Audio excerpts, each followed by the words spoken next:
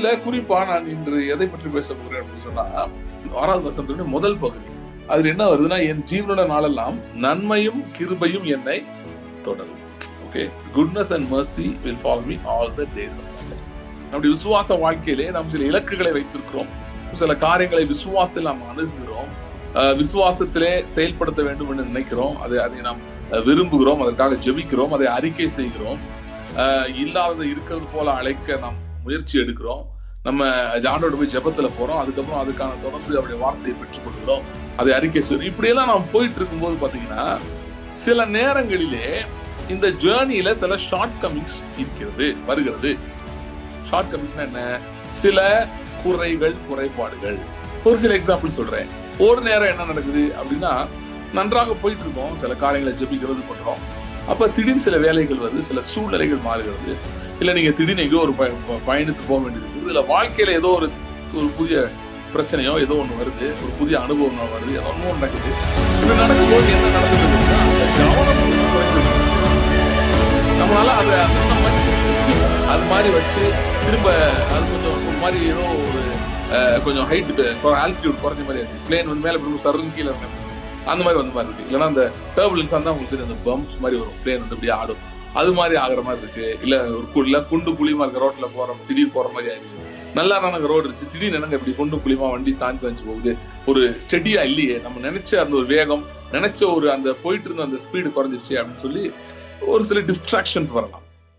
சரியா? சோ ஒருவேளை நீங்கள் இப்படிப்பட்ட பாதையில் இருக்கலாம், போய் கொண்டிருக்கலாம். கவலைப்படாதுங்கள். முதல்ல என்ன சொல்றேன், இது விசுவாச பயணத்தை ஆரம்பிச்சது விளைவாதான் இது வந்திருக்கு. சோ அதனால இது அந்த ரோடு தான், கரெக்டான ரோட்ல தான் இருக்கிறீங்க. Okay, everyday aim to get up and pray. Everyday aim to read the word. Okay, பண்ணுங்க. விசுவாசத்துல பேசுறத தீர்மானம் வைங்க. அவிசுவாசத்துல பேச வேணாம். அறிக்கைகளை பற்றி கொள்ளுங்கள், தொடர்ந்து இல்லுங்கள். அதுல இதெல்லாம் நல்ல தீர்மானங்கள், இதெல்லாம் விட்டுறாதீங்க. ஆனா ஒருவேளை இதெல்லாம் தண்ண முடியாம அப்படி இப்படி நோஸ் டைவ் ஆகிற மாதிரி, அதாவது தலைப்புற போற மாதிரி சிச்சுவேஷன் வந்தா, நீங்க வந்து விழுகிறது கிருபைக்குள் விழுகிறீர்கள் என்பதை மறந்து விடக்கூடாது. ஒரு விசுவாசிக்கு ஆபத்துன்னு ஒரு இடமே கிடையாது. அவன் கீழே வந்தாலே கிருபைக்குள்ளதான் வந்து விழுகிறான்.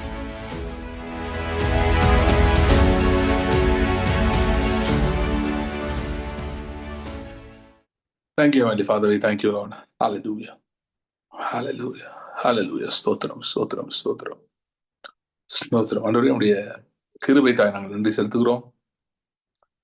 எங்களை தாங்கி நடத்துகிற உங்களுடைய கிருபைக்காய் ஸ்தோத்திரம். ஆண்டவரே, எத்தனை நாட்கள் தாங்கின உடைய கிருபைக்காய் நன்றி. உடைய கிருபை நாங்கள் நினைவு கூறுகிறோம். உடைய கிருபையின் மேல் நாங்கள் சார்ந்து கொள்கிறோம். கர்த்தாவே, இந்த நாளிலும் உடைய வார்த்தையை கொண்டு எங்களோட பேசும்படியா நாங்கள் ஜெபிக்கிறோம். கர்த்தருடைய ஆவியானவர் தாமே ஆண்டவரே ஆழமான உங்களுடைய சத்தியங்களை போதிப்பீராக. ஆண்டவரே, உமக்குள் வளருவது எப்படி என்றும், ஆண்டவரே உங்களுடைய வார்த்தை நிலைப்பது எப்படி என்றும் எங்களுக்கு போதித்து நடத்தும்படியா நாங்கள் ஜெபிக்கிறோம். கர்த்தருடைய ஆவியானவர் எங்களோடு இடைப்படுவீராக, எங்களோடு பேசுவீராக. வல்லமையுள்ள வார்த்தை கொண்டு எங்களோடு பேசும். ஆசீர்வதியும் இயேசு கிறிஸ்துவின் நாமத்தில் ஜெபிக்கிறோம் பிதாவே, ஆமென். சங்கீதம் 23, அதுல 6வது வசனத்தை பார்க்கலாம். சங்கீதம் 23 நல்லா தெரிஞ்ச வசனம் தான், இருந்தாலும் வாசிக்கிறேன். என் ஜீவனுள்ள நாளெல்லாம் நன்மையும் கிருபையும் என்னை தொடரும். நான் கர்த்தருடைய வீட்டிலே நீடித்த நாட்களாய் நிலைத்திருப்பேன்.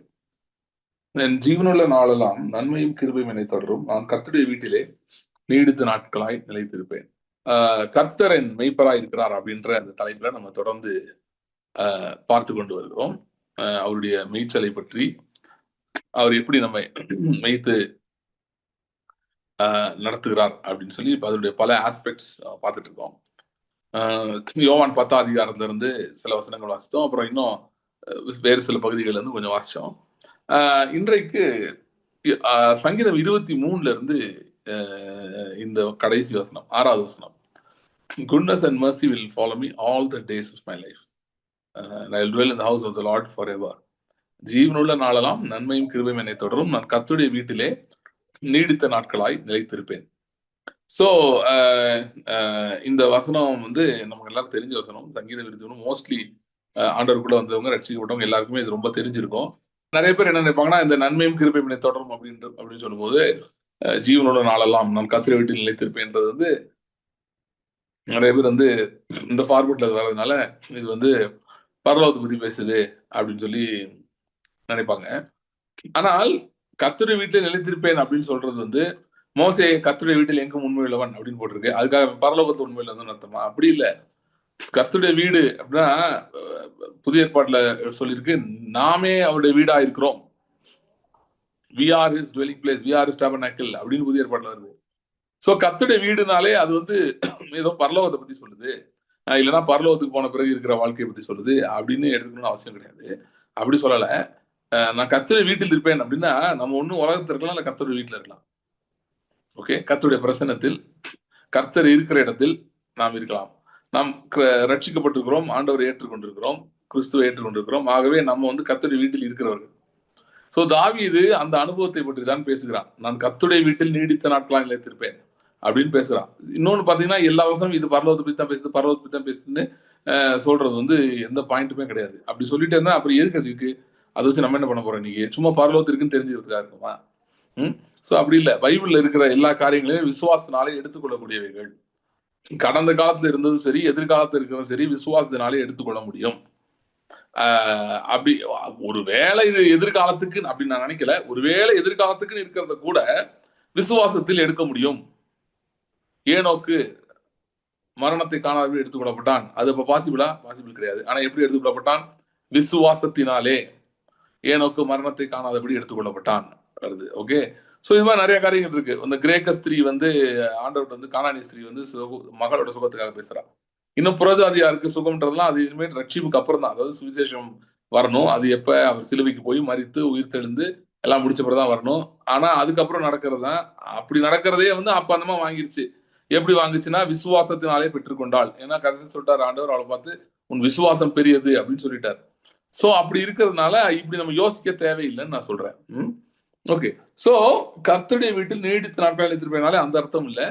நாம் கர்த்தர் இடத்தில் எப்படிப்பட்ட வாழ்க்கையை வாழுகிறோம், நாம் கிறிஸ்துக்குள் வந்த பிறகு என்னுடைய வாழ்க்கை எப்படிப்பட்ட வாழ்க்கையா இருக்கிறது, அதுல என்ன ஆஸ்பெக்ட்ஸ் எல்லாம் இருக்கு அப்படின்றத பத்தி தான் அந்த வசனம் சொல்லுகிறது. சரி, சோ இதுல குறிப்பா நான் இன்று எதை பற்றி பேச போகிறேன் அப்படின்னு சொன்னா 6வது வசனத்துடைய முதல் பகுதி. அதுல என்ன வருதுன்னா, என் ஜீவனுள்ள நாளெல்லாம் நன்மையும் கிருபையும் என்னை தொடரும். Okay, goodness and mercy will follow me all the days of my life. So இதுதான் நான் பேச போறேன். இதுல இந்த நன்மையும் கிருபையும், ஓகே, நன்மையும் கிருபையும், இந்த இடத்துல நீங்க இந்த நன்மை கிருபைன்றத ரெண்டு தனித்தனி காரியங்களாக பார்க்க வேண்டும் என்று அவசியம் இல்லை. நன்மை கிருபை நம்ம ஒன்னாவே பார்க்கலாம், சரியா, சேர்த்தே பார்க்கலாம். ஏன்னா சில இடங்களில் இப்ப கிருபையும் சத்தியமும் வரும்போது ரெண்டும் வேற வேற. அப்ப ரெண்டுக்கும் தனித்தனியா அது மெடிடேட் பண்ண வேண்டியது இருக்கு. பட் இந்த இடத்துல பாத்தீங்கன்னா அப்படி இல்லை. இது நம்ம ரெண்டையுமே ஒன்னாவே பண்ணலாம். ஏன்னா குட்னஸ் அண்ட் மர்சி ஒன்னோட ரொம்ப தொடர்புடையதா இருக்குது. ரெண்டுக்கும் வித்தியாசம் ஒன்றும் பெருசா கிடையாது. அதாவது எனவே ஒரு ஸ்லைட் டிஃபரன்ஸ் இருக்கும்னா உடன்படிக்கையின் மர்சி, ஓகே, அதனால வந்து வர்றதுதான் நன்மை. சோ அப்படி சொல்லிக்கலாம். ஆனா அதை தாண்டி வந்து பெரிய லெவல்ல ரெண்டையும் வித்தியாசப்படுத்தி பார்க்க முடியாது. ஆனால் கர்த்தரை மெய்ப்பராய் ஆண்டவராக இயேசு கிறிஸ்து ரட்சகராக ஏற்றுக்கொள்ளும் போது நாம் அவரை மெய்ப்பராக ஏற்றுக்கொள்கிறோம். ஓகே, ஆண்டவராக இயேசு கிறிஸ்து ரட்சகராக ஏற்றுக்கொள்ளும் போது அந்த நேரத்திலேயே அவர் நம்முடைய மெய்ப்பராகவும் மாறி விடுகிறார். ஆனா நிறைய பேர் வந்து அது எப்படிப்பட்ட மேய்ச்சல், அவர் எப்படி நம்மளை மேய்க்கிறவர் என்பதை புரியாமல் இருக்கிறதுனால, அதை இன்னும் அறியாமல் இருக்கிறதுனால அவர்கள் ரட்சிக்கப்பட்டிருந்தாலும் அவருடைய மேய்ச்சலை அனுபவிக்கிறது இல்லை. ஓகே, ரொம்ப முக்கியமானது. நான் முதல்ல இந்த சீரீஸ் ஆரம்பிக்கும் போது சொன்னேன், இது வந்து ரொம்ப சிம்பிள் டாபிக் மாதிரி இருக்கும். ஆனா பாத்தீங்கன்னா இது ரொம்ப முக்கியமானது. பெரிய பெரிய பிளேன்ஸ் எல்லாம் பாத்தீங்கன்னா சம்டைம்ஸ் அதுல கிரிட்டிக்கல் எரர் வர்றதுக்கு சின்ன விஷயம், ஒரு நட்டு லூஸ் ஆயிருக்கு, கரண்ட் இருக்குன்றதுனால பிளேன்ஸ் பெரிய ப்ராப்ளம்லாம் இருக்கு. சில பிளேன் கிராஷ்லாம் இருக்கு, ஒரே ஒரு நட்டு, இவ்வளோண்டு நட்டு உடஞ்சதுனால. ஸோ அதனால அந்த மாதிரி பார்த்தீங்கன்னா நம்முடைய வாழ்க்கையிலே, கிறிஸ்தவ வாழ்க்கையிலே இப்படி சிறிய சிறிய காரியங்கள் சில ரொம்ப முக்கியமானது. இந்த சில பேர் என்ன கேட்குறாங்க, நான் எல்லாமே நல்லா தானே பண்றேன், கரெக்டாக தானே பண்றேன், எனக்கு ஏன் ஒன்றும் நடக்க மாட்டேங்குது, எனக்கு ஏன் இன்னும் நான் எதிர்பார்த்த ஜெயங்களை ஏன் நான் பெற்றுக்கொள்ள முடியவில்லை, எதிர்பார்த்த எனக்கு நன்மைகள் ஏன் வரமாட்டேங்குது அப்படிலாம் கேட்குறாங்க பார்த்தீங்களா. அங்கெல்லாம் சின்ன சின்ன விஷயங்கள் இருக்கு. அது மாதிரிதான் பாருங்க இந்த சப்ஜெக்ட், அப்படிப்பட்ட சப்ஜெக்ட் தான் அந்த கர்த்தரை வைப்பர்ன்றது. ஏன் இது ரொம்ப இதுனா நமக்கு ரொம்ப தெரியும்னு நினைப்போம் எப்பயுமே. அதுல இதெல்லாம் நமக்கு தெரியுங்க, ஏதோ பெரிய தெரியாத ரகசிய மறைப்பொருள் ஏதோ இருக்கு போல அப்படின்னு நினைச்சிட்டு இருப்போம். அப்படி இல்லை, நிறைய நேரத்தில் இது மாதிரி சிறிய சிறிய காரியங்கள் தான் இருக்கு. இப்ப நான் பேசும்போது கூட ஜெபத்தோடு நீங்க கேட்டுட்டு இருங்க, கர்த்தருடைய ஆவியானவர் உங்களுக்கு நிச்சயமாய் உங்களுக்கு எந்த நட்டு மிஸ்ஸிங்கோ அதை உங்களுக்கு காட்டுவாரு. நிச்சயமா நான் நம்புகிறேன். அப்படி ஜெபத்தோடு நீங்க கேளுங்க. ஓகே, சோ ஜீவனுள்ள நாளெல்லாம் நன்மையும் கிருபையும் என்னை தொடரும். இப்ப நாம் கிறிஸ்துவை மெய்ப்பராய் ஏற்றுக்கொண்டிருக்கும் போது, அவர் நம்முடைய மெய்ப்பராய் இருக்கும்போது, நாம் எந்த உடன்படிக்கையில வர்றோம், இல்லைன்னா நம்முடைய உடன்படிக்கையின் விளைவாய் நமக்கு என்ன நடந்திருக்கு அப்படின்னா, நன்மையும் கிருபையும் தொடருகிற, அல்ல கொஞ்சம் வித்தியாசம் சொல்லலாம், நன்மையும் கிருபையும் தொடர்ந்து நம்முடைய வாழ்க்கையிலே அனுப்புகிற ஒரு மெய்ப்பரை நாம் பெற்றிருக்கிறோம். நன்மையும் கிருபையும் தொடர்ந்து நம்முடைய வாழ்க்கையில் வருகிற ஒரு பின்தொடர்கிற ஒரு மெய்ப்பரை நாம் பெற்றிருக்கிறோம். ஓகே, ஸோ இப்போ வந்து இந்த மெய்ப்பர் அவரை வச்சு இந்த கிருபை வச்சு ரெண்டே கனெக்ட் பண்ணி நம்ம கொஞ்சம் பார்ப்போம். அதுக்கு முன்பாக நான் இந்த சீரீஸ் ஆரம்பிக்கும் போதே ஒரு விஷயம் சொல்லியிருந்தேன். நான் என்ன சொல்லியிருந்தேன் அப்படின்னா, விசுவாச பயணத்திலே, நம்முடைய விசுவாச வாழ்க்கையிலே நாம் சில இலக்குகளை வைத்திருக்கிறோம், சில கோல்ஸ் வைத்திருக்கிறோம். ஏன்னா இது மறந்துருது நிறைய நேரம், அதனால திரும்ப நினைப்பூட்டுறேன். சில கோல்ஸ் வைத்திருக்கிறோம், சில காரியங்களை விசுவாசத்தில் நாம் அணுகுகிறோம், விசுவாசத்திலே செயல்படுத்த வேண்டும் என்று நினைக்கிறோம், அதை நாம் விரும்புகிறோம், அதற்காக ஜெபிக்கிறோம், அதை அறிக்கை செய்கிறோம், இல்லாதது இருக்கிறது போல அழைக்க நாம் முயற்சி எடுக்கிறோம், நம்ம ஆண்டோட போய் ஜெபத்துல போறோம், அதுக்கப்புறம் அதுக்கான தொடர்ந்து அவருடைய வார்த்தையை பெற்றுக்கொள்கிறோம், அதை அறிக்கை செய்கிறோம். இப்படியெல்லாம் நாம் போயிட்டு இருக்கும்போது பாத்தீங்கன்னா, சில நேரங்களிலே இந்த ஜேர்னியில சில ஷார்ட் கமிங்ஸ் வருகிறது. ஷார்ட் கமிங்ஸ்னா என்ன? சில குறைபாடுகள். ஓகே, பிராக்டிகல் இது வந்து நான் உங்களுக்கு சொன்ன அவங்க எல்லாருமே ஒத்துப்பீங்க, யாரும் ஒத்துக்காத ஆள் யாரும் இருக்க மாட்டீங்க. ஒரு சில எக்ஸாம்பிள் சொல்றேன். ஒரு நேரம் என்ன நடக்குது அப்படின்னா, நன்றாக போயிட்டு இருக்கோம், சில காரியங்களை ஜெபிக்கிறது பண்றோம், அப்ப திடீர்னு சில வேலைகள் வருது, சில சூழ்நிலைகள் மாறுகிறது, இல்ல நீங்க திடீர்னு எங்கேயோ ஒரு பயணித்து போக வேண்டியிருக்கிறது, இல்ல வாழ்க்கையில ஏதோ ஒரு புதிய பிரச்சனையோ ஏதோ ஒன்று வருது, ஒரு புதிய அனுபவம் வருது, ஏதோ ஒன்றும் நடக்குது. இப்படி நடக்கும்போது என்ன நடந்து விடுகிறதுனா, அந்த கவனம் கொஞ்சம் குறைந்து விடுகிறது. நம்மளால அதை முன்ன மாதிரி ஜெபிக்க முடியல. அது மாதிரி வச்சு திரும்ப அது கொஞ்சம் ஒரு மாதிரி ஏதோ ஒரு கொஞ்சம் ஹைட் ஆல்டிடியூட் குறைஞ்ச மாதிரி இருக்கு. பிளேன் வந்து மேலே இப்படி சருன்னு கீழே இறங்க அப்படி இருக்கும், அந்த மாதிரி வந்த மாதிரி இருக்கு. இல்லைன்னா அந்த டர்புலன்ஸ் தான் உங்களுக்கு தெரியும், அந்த பம்ப்ஸ் மாதிரி வரும், பிளேன் வந்து இப்படியே ஆடும், அது மாதிரி ஆகிற மாதிரி இருக்கு. இல்ல ஒரு குண்டு குழிமா இருக்க ரோட்ல திடீர் போற மாதிரி ஆயிருது. நல்லா தானங்க ரோடு இருந்துச்சு, திடீர்னு என்னங்க இப்படி குண்டு குழிமா வண்டி சாஞ்சு போகுது, ஒரு ஸ்டெடியா இல்லையே, நம்ம நினைச்ச அந்த ஒரு வேகம், நினைச்ச ஒரு அந்த போயிட்டு இருந்த அந்த ஸ்பீடு குறைஞ்சிருச்சு அப்படின்னு சொல்லி ஒரு சில டிஸ்ட்ராக்ஷன்ஸ் வரலாம். இல்லைன்னா சில நேரங்களில் நம்முடைய பர்சனாலிட்டி இஷ்யூஸ் பாப்பப் ஆகுது. பர்சனாலிட்டி இஷ்யூஸ்னா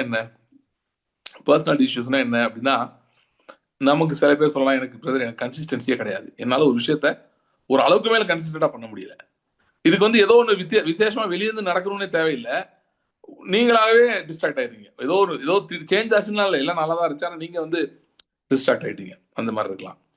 இல்லைன்னா ஒரு பிரச்சனையை நீங்கள் சந்திக்கலாம், புது பிரச்சனை, அது என்ன, அந்த பிரச்சனையை ஹேண்டில் பண்ற அந்த இடத்துல நீங்க போகும்போது அதை எடுத்து நீங்க அதை என்ன ஏதுன்னு அலசி ஆராய்ஞ்சிட்டு இருக்கும் போது அந்த பிரச்சனை எப்படி சமாளிக்கிறது யோசிச்சுட்டு இருக்கிற அந்த கேப்ல உங்களுக்கு இந்த கவனம், கர்த்தர் சொன்ன காரியங்கள், இல்லை நீங்க எதற்காக பர்சீவ் பண்றீங்களோ, எதை பின்தொடர்கிறீர்களோ, என்ன எந்த ஒரு குறிப்பிட்ட விடுதலையோ, ஒரு குறிப்பிட்ட சுகமோ, ஒரு ஒரு பிரேக் த்ரூவோ, ஏதோ ஒரு மாற்றமோ ஏதோ நடக்கணும் அப்படின்னு நீங்க பின்தொடர்ந்துட்டு இருக்கீங்களா, அதை வந்து நீங்க வந்து அந்த கவனம் சிதறி விடுகிறது. ஏன்னா இங்க வேற ஒரு பிரச்சனை வந்துருச்சு, ஒரு பெரிய பிரச்சனை வந்துச்சு, இதை சால்வ் பண்ணி ஆகணும், இது உங்களுக்கு டிஸ்ட்ராக்ட் பண்ணிச்சு. ஸோ இப்படி இந்த மாதிரி நான் எக்ஸாம்பிள் கொடுத்துட்டே போக முடியும். ஏதோ ஒரு காரணம், ஏதோ ஒரு காரியம் அது என்ன பண்ணிடுச்சுன்னா உங்களை தடை பண்ணிடுச்சு, உங்கள் நடையை வந்து வேகத்தை குறைத்து விட்டது, இப்படிப்பட்ட காரியங்கள் நடந்துச்சு. இப்படிப்பட்ட காரியங்கள் நடந்த உடனே அநேக நேரங்களிலே அங்க யாரு வர்றான்னு பாத்தீங்கன்னா, குற்றம் சுமத்துகிறவன் வருது, சத்ருவாகிய குற்றம் சுமத்துகிறவன் வருகிறான். அவன் வந்து என்ன பண்றான் அப்படின்னா, அந்த குறையோ அந்த பிரச்சனையோ அந்த காரியத்தையோ அதை ரொம்ப கண்மூடி காட்டுறான். அதன் விளைவா உங்களுக்கு ஏற்பட்ட அந்த கவனக்குறைவு, கவன சிதறல் அதையும் காட்டுகிறான். இதெல்லாம் அவன் கண் முன்னாடி காட்டி அவன் ஒரே ஒரு முயற்சியோட தான் வர்றான். அது என்ன முயற்சி அப்படின்னு சொல்லி பாத்தீங்கன்னா, உங்களுடைய அறிக்கையிலிருந்து உங்களை இறக்கிவிட வேண்டும். நீங்கள் எதை விசுவாசிக்கிறீர்களோ, எதை நம்புகிறீர்களோ, எதற்காக நீங்க தொடர்ந்து நிற்கிறீங்களோ அந்த ஸ்டாண்ட்ல இருந்து உங்களை கீழே வர வச்சிருக்கும். அதாவது நீங்க எதை விசுவாசிக்கிறீங்களோ அந்த விசுவாசத்தை நிறுத்திட்டு வர்றது கூட இல்ல, அதை தொடரக்கூடாது, அது அவனுக்கு போதும், அவ்வளவு போதும். இதுதான் நம்முடைய இலக்கு, நம்முடைய கோல் இதுதான். ஆனா அது எப்படி செய்யறான்னா, சில காரியங்களை குறிப்பாய் நம்மிடத்தில் இருக்கிற குறைபாடுகள்லாம் ரெண்டு இருக்கலாங்க. ஒன்னு வந்து மிஸ்டேக்ஸா இருக்கலாம், இல்லைன்னா இன்னொன்னு வந்து நம்முடைய எஃபிஷியன்சிஸா இருக்கலாம். அதாவது நமக்கு என்னுடைய இயலாமைகளா இருக்கலாம், நம்ம செய்ய தவறுனது இருக்கு, செய்ய முடியும் ஆனா செய்யாம விட்டோம், அப்படிப்பட்டதான் இருக்கலாம். இன்னொன்னு என்ன, நம்முடைய இயலாமைகள், இன்எஃபிஷியன்சிஸ், ஓகே, இன்சஃபிஷியன்சிஸ், ஓகே. ஸோ நம்முடைய குறைபாடுகள் நம்மகிட்ட வந்து இது இது வந்து நம்மகிட்ட இல்லை. அதுக்கான ஸ்ட்ரென்த்தோ, அதற்கான ஒரு ஞானமோ, அதற்கான ஒரு திறனோ இல்லை, அதை பத்தின ஐடியாவே நமக்கு இல்லை. அப்படி இருக்கு. இப்படிப்பட்ட நம்மகிட்ட இருக்க ஷார்ட் ஃபால்ஸ், நம்மகிட்ட குறைகள், இதையெல்லாம் எடுத்து அப்படியே காட்டுறோம். நம்ம கண்மணி காட்டிட்டு நம்ம குற்றப்படுத்த முயற்சிக்கிறான். குற்றப்படுத்த முயற்சித்து அவன் என்ன சொல்ல வர பாயிண்ட் என்னன்னா, லுக், இந்த விசுவாசத்துக்குலாம் நீ எலிஜிபிள் கிடையாது, விசுவாச வாழ்க்கையில வாழ்றதுக்குலாம் எலிஜிபிள் கிடையாது. அநேகம் விசுவாசிகள் இந்த பொய்யை நம்பி விட்டார்கள். அநேகம் பேர். நிறைய பேர் சொல்லுவாங்க, கேள்விப்பட்டிருக்கீங்களா, விசுவாசம் அதெல்லாம் நான் ட்ரை பண்ணேன் பிரதர், அப்புறம் அதுக்கு ஒர்க் அவுட் ஆகல, எனக்குலாம் அந்த அளவு முடியல, ஏன்னா எனக்கு வந்து நான் கொஞ்சம் வீக் பாருங்க, எனக்கு அந்த அளவு ஃபோக்கஸ் இல்லை, நான் அந்த அளவு பெலன் இல்லை, எனக்கு அந்த அளவு ஞானம் இல்லை, அதனால அந்த ஐயாலாம் அப்படி பயங்கரமா சொல்றாரு, ஜெரிசாவெல்லாம் சொல்றாரு, அப்படி நின்றுட்டே இருப்பேன்றாரு. நமக்கு அந்த மாதிரிலாம் முடியாது பிரதர், அந்த அளவுலாம் நமக்கு ஒன்றும் தெம்பு இல்லை பிரதர், அதனால நமக்கு கொஞ்சம் விட்டு போச்சு, எங்களால் அவ்வளோதான் முடியும், எங்களுக்கு மேலே முடியாது அப்படின்னு சொல்லி பின்வாங்கினவர்கள் எக்கச்சக்க பேர் இருக்கிறார்கள். விசுவாச வாழ்க்கையை விட்டே வெளியே வந்துட்டாங்க. அப்படின்னா அவங்க ஆண்டவர் விட்டு போயிட்டாங்க, நரகத்துக்கு போறாங்க சொல்ல. நான் சொல்றது வந்து பிராக்டிக்கல் ஃபெய்த், நடைமுறை விசுவாச வாழ்க்கை, தினந்தோறும் சவால்களுக்கு எதிர்த்து பேசுகிற வாழ்க்கை, மனுஷன் முடியவே முடியாதுன்னு சொல்றதெல்லாம் எடுத்து வச்சு செய்ய முயற்சிக்கிற வாழ்க்கை. ஏனால் தேவனால் கூடாதவை, மனுஷனால் கூடாதவைகள் தேவனால கூடும், விசுவாசிக்கிறவனுக்கு எல்லாம் கூடும், ஆகவே நான் விசுவாசிக்க போகிறேன் அப்படின்னு அந்த விசுவாச முயற்சி. நிறைய பேர் என்ன பண்ணிட்டாங்க, இந்த மாதிரிலாம் நடக்கிறதுனால தான் ஃபெய்த்தை கொண்டு வந்து இறக்கி கொண்டு வந்து ஒரு சில காரியங்களுக்காக மட்டும்தான் அவங்க ஜெபிப்பாங்க. ரொம்ப ரொம்ப பிராக்டிக்கலா நடக்கக்கூடியது, ஈஸியா நடக்கக்கூடியது, அதுலயே எதுவும் தடங்கள் வந்துடக்கூடாதுன்றதுக்காக ஜெபம் பண்ணுவாங்க. அது தவிர கொஞ்சம் பெரிய காரியங்கள், தேவன் எப்படிப்பட்டவர், அவரால் என்ன செய்ய முடியும், அவரோட லிமிட் என்ன, அப்ப நான் அதுக்கு எப்படி நான் ஜெபிக்க வேண்டும் அப்படின்லாம் அவங்களுக்கு யோசனையும் போகாது.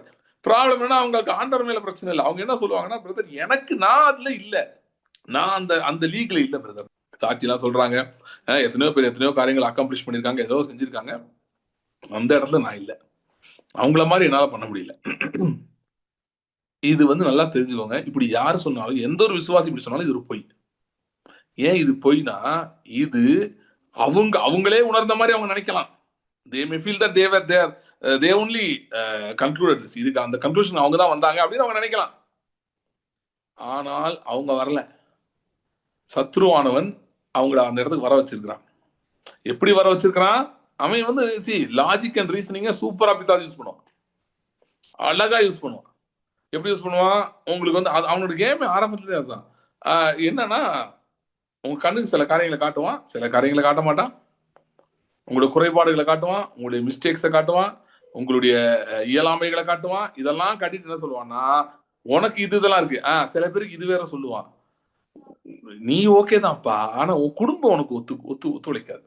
விசுவாச வாழ்க்கைக்கு உன் குடும்பம் என்ன பண்ணாது, ஒத்துழைக்காது. ஏன்னா சில பேர் என்ன நினைக்கிறாங்கன்னா, அவங்க நல்லா தான் இருக்காங்க, பிரச்சனையே குடும்பத்துல இருந்து வருதுன்னு நினைக்கிறாங்க. என்ன நினைக்கிறாங்க, என் ஹஸ்பண்ட் இப்படி சொல்லிடுறாரு, அதுல எனக்கு மூட் அவுட் ஆகி எனக்கு ஃபெய்த் விட்டு போயிட்டேன், என்னால தொடர்ந்து நிக்க முடியல, என் பிள்ளைங்க இப்படி சொல்லிட்டாங்க, என் குடும்பத்தை இப்படி நடந்துச்சு, என்னோட மாமியார் இப்படி சொன்னாங்க, இவங்க இப்படி சொன்னாங்க, அவங்க இப்படி சொன்னாங்க, இவங்க இந்த மாதிரி என்னை பார்த்து பேசிட்டாங்க, இப்படி செஞ்சுட்டாங்க, இப்படி ஏதோ ஒரு இன்சபிஷியன்சி உங்க வாழ்க்கையில் இருக்கிற ஏதோ ஒரு குறைபாடு, அது உங்ககிட்ட இல்லாம வெளியாக்குறான். ஆனா ஆக மொத்தம் என்ன சொல்லிடுவான்னா, என்ன கன்வின்ஸ் ஆயிடுறாங்க அப்படின்னா, இப்பதான் புரியும் நல்லா, அதனால சொல்றேன், சொல்லுவான்னு சொல்றத நீங்க கன்வின்ஸ் ஆயிடுறீங்க.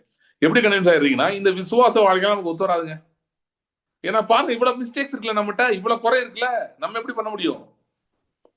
அண்ட் நிறைய பேருக்கு வந்து கொஞ்சம் பைபிள் தெரிஞ்சவங்களுக்கு எப்படின்னா, அவங்க ஈஸியா அவங்கள வந்து இஸ்ரேல் ஜனங்களோட கம்பேர் பண்ணிடுவாங்க. யாரு, இந்த வனாந்தரத்துல 40 வருஷம் வந்து உள்ள போகாம ஒரு குரூப் இருந்துச்சுல, அவங்களோட தங்களை கனெக்ட் பண்ணிடுவாங்க. கனெக்ட் பண்ணலாம் பிரதர், அவங்கள மாதிரி தான் எனக்கு இருக்கு பிரதர். அவங்க ஒரு நேரம் நல்லா இருந்தாங்க, இன்னொரு நேரம் டவுன் ஆயிட்டாங்க. ஒரு நேரம் நல்லா இருந்தாங்க, அப்புறம் அவங்களால இது பண்ண முடியல, அவங்க விசுவாசால நிக்க முடியல, அதனால அவங்க இது மாதிரி ஆயிட்டாங்க. அது மாதிரிதான் என் லைஃப் இருக்கு. இதுக்கு நான் சொன்ன மாதிரி நான் எனக்கு ஓரளவு ஞாபகம் வர்ற பொதுவா இருக்கிற சில காரணங்கள் நான் சொல்லிட்டேன். இதை தாண்டி காரணங்கள் இருக்கலாம். குற்றப்படுத்துகிறவன் எதை வைத்துனாலும் குற்றப்படுத்துவான், நல்லா புரிஞ்சுக்கோங்க. அது தப்பாவே இல்லாம இருந்தாலும் குற்றப்படுத்துவான். சரியா, நான் இப்படிதான் ஆட்களை பார்த்திருக்கேன். இதுவும் குற்றம் நினைப்பாங்க, அதுவும் குற்றம் நினைப்பாங்க, எதுவுமே செய்ய முடியாது உட்காந்துருப்பாங்க அப்படியே. ஏன்னா இது பண்ணாலும் அவங்களுக்கு கரெக்ட் மாதிரி தெரியாது. சில பேரோட கான்சியன்ஸ் வந்து, மனசாட்சி வந்து ரொம்ப படுபாதாளத்துல இருக்கு. அது எப்ப பார்த்தாலும் குறை சொல்லிட்டே தான். அவங்க ஜாப் பண்ணாலும், நீ ஜாப் பண்ணது பத்தல, நீ இது பண்ணது பத்தல, நீ பைபிள் படிச்சா அது பத்தல, இது பத்தல, அது பத்தி நான் திரும்ப சொல்றேன். நீங்களா யோசிச்சு, ஐயோ நம்ம ஜெபனை தினம் கூட்டலாமே, நம்ம கம்மியா இருக்கமே, நமக்கு டைம் இருக்கே அப்படின்னு நீங்க ஜபி அப்படின்னு நினைக்கிறது வேற. கர்த்தருடைய வார்த்தை இன்னும் கொஞ்சம் படிக்கலாமே, படிச்சு நம்ம இன்னும் முன்னேறலாமே அப்படின்னு நீங்க நினைக்கிறது வேற. அது நல்லது, அதெல்லாம் தப்பு கிடையாது. ஆனா அதெல்லாம் வச்சு உன்கிட்ட பத்தி அதை பாரு பாரு பாரு நீ சரியில்லை உன் பாரு இப்படின்னு வருது பாத்தீங்களா, இந்த சத்தம் இது ஆண்டவர்கிட்ட வரல. இப்ப அது நீ ஏன்னா நீ வந்து பைபிள்லாம் படிக்கிறது இல்லை, உன்னால படிக்க முடியல. என்ன ப்ராப்ளம், இந்த இந்த இந்த ஜோனுக்குள்ள போனீங்கன்னு வைங்க, I am lacking, I am lacking, I am லேக்கிங்கோ, நான் இன்னும் குறைவா இருக்கணும், இன்னும் குறைவா இருக்கணும். நம்ம எல்லாரும் ஏதோ ஒரு இடத்துல குறைவுபடுகிறோம், அது உண்மைதான். ஆனா அதை சிந்தித்துக் கொண்டே இருக்க வேண்டும் என்று வேதம் சொல்லவில்லை. நம்ம எல்லாருமே இம்ப்ரூவ் ஆகணும், உண்மைதான். ஆனால் should we dwell on that, அதை யோசிச்சுட்டே இருக்கணுமா? இது ஏன் நமக்கு இன்னும் விசுவாசம் வரல, நம்ம இதுல சரியில்லை, நம்ம அதுல சரியில்லை, நமக்கு ஏன் இன்னும் நடக்க மாட்டேங்குது, நம்ம இதுல சரியில்லை அது சரியில்லையோ அப்படின்னு யோசிச்சுட்டே இருக்கிறது நான் சொல்றேன்.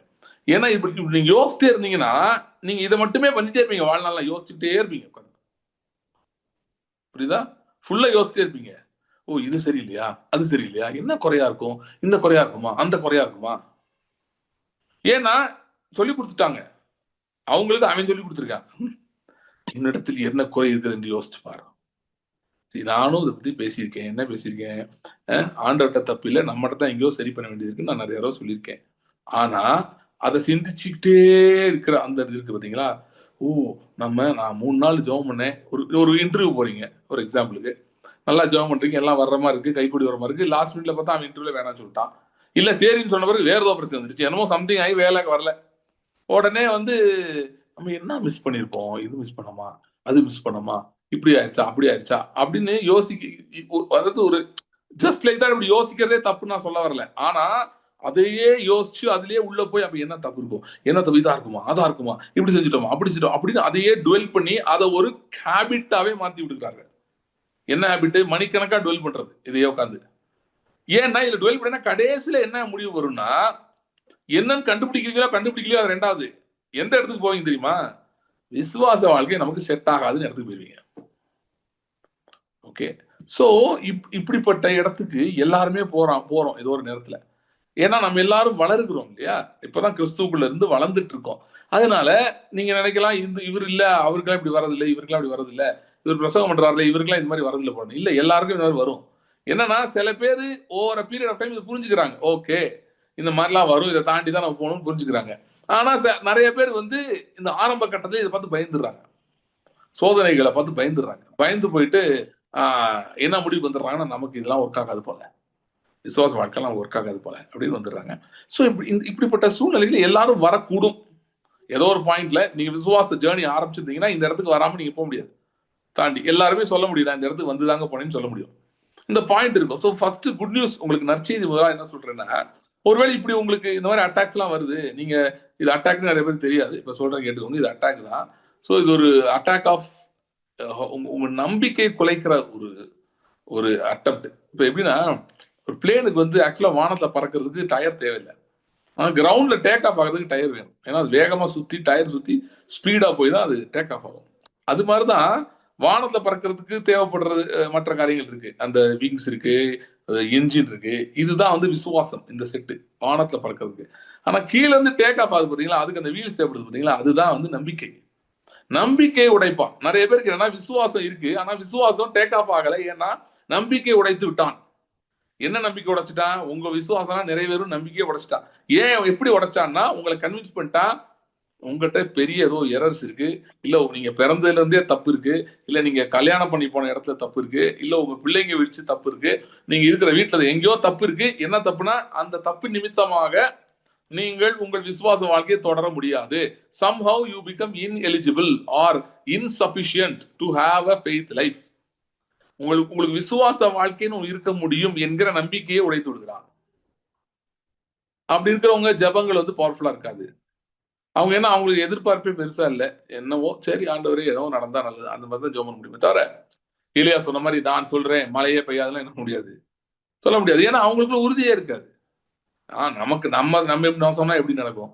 நல்லா கவனிங்க, பிசாசுக்கு வந்து எல்லா விசுவாசையும் பாவம் செய்யணும்னு கூட அவனுக்கு கோல் கிடையாது. ஆனா எல்லா விசுவாசையும் இந்த இடத்துல வச்சிருக்கணும் அவனுக்கு ரொம்ப ஆசை, அவங்களோட கிரிப்பிள்டா வச்சிருக்கணும். சரியா? சோ ஒருவேளை நீங்கள் இப்படிப்பட்ட பாதையில் இருக்கலாம், போய்கொண்டிருக்கலாம், கவலைப்படாதீர்கள். முதல்ல என்ன சொல்றேன், இது விசுவாச பயணத்தை ஆரம்பிச்சது விளைவாதான் இது வந்திருக்கு.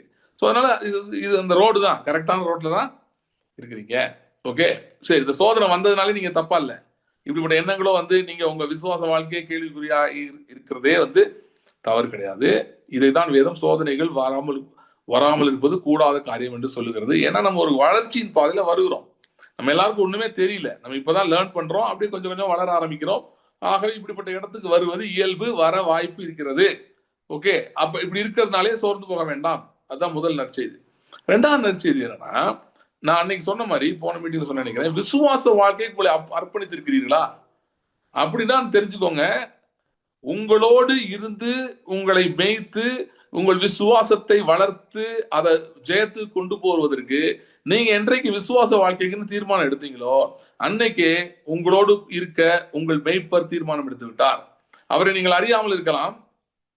யோபு சொல்றாங்க, நான் இந்த பக்கம் பார்த்தே காணும், அந்த பக்கம் பார்த்தே காணும், முன்னாடி பார்த்தே காணும், பின்னாடி பார்த்தே காணும், ஆனாலும் நான் போகும் வழி அவர் அறிவார் அப்படின்ற மாதிரி நீங்கள் போகும் வழி அவர் அறிகிறது மட்டுமல்ல, அவர் உங்களோட நடந்து வந்து கொண்டு இருக்கிறார். எம்மாவூர் சீஷர்கள் 2 பேரு அவர்கள் நம்பிக்கையே உடைஞ்சு போச்சு. அவங்க சொல்றாங்க, நாங்க நம்பி இருந்தோங்க, அவரை தான் நம்பி இருந்தோம், இவர் தான் எல்லாம் நம்மளை செஞ்சு நம்மளை காப்பாத்துவார் நம்பி இருந்தோம். ஆனா இப்ப அவர் நம்பிக்கை விட்டு போச்சு, அவரை விட்டு போய் அவரே இது பண்ணிட்டாங்க. அந்த நம்பிக்கை உடைஞ்சு போயிருச்சு. அவர்கள் அந்த நம்பிக்கை உடைந்து போனபடியால் அவர்கள் கண்கள் மறைக்கப்பட்டிருந்தது. இயேசு அவர்களால் பார்க்க முடியவில்லை. ஆனால் இயேசு அவர்களோடு நடந்து வந்து கொண்டிருந்தார். உங்கள் நம்பிக்கை உடைந்து போயிருக்கலாம், இன்னைக்கு சின்ன பின்னமா இருக்கலாம், நீங்க நம்பிக்கையே இல்லாத நபரா இருக்கலாம். அப்படி இருக்கிறதுனால கர்த்தர் உங்களோடு இருக்கிறத நீங்கள் உணராமல் இருக்கலாம். ஆனாலும் நல்ல மெய்ப்பர் உங்களோட இருக்கிறார். இதான் 5வது வசனம் சொல்லுது, நான் மரண இருளின் பள்ளத்தாக்கிலே நடந்தாலும் பொல்லாப்புக்கு பயப்படேன், ஏனெனில் தேவரீர் என்னோடு கூட இருக்கிறீர். அவர் உங்களோடு இருக்கிறார். நம்பிக்கை உடைஞ்சு போயிடுச்சு, ஆனா அவர் உங்களோட இருக்கிறார். இதுதான் 2வது நற்செய்தி. நிச்சயமா அவர் உங்களோடு இருக்கிறார். நீங்க உணரவே இல்லை, ஏன் உங்க நம்பிக்கை உடைஞ்சு போயிருக்கு. ஓகே, ஆனா அவர் உங்களோட இருக்கிறார். சோ இப்ப பிசாசு உங்களை கார்னர் பண்ணி உன் விசுவாசம் உணர்ந்துக்கு லாய்க்கு இல்லை, நீயே உணர்ந்துக்கு லாய்க்கு இல்லை, அப்புறம் உன் விசுவாசம் எந்ததுக்கு பாரு, எவ்வளவு தப்பு பண்ற நீ எல்லாம் எதுக்காவது பிரயோஜனம் வருவியா?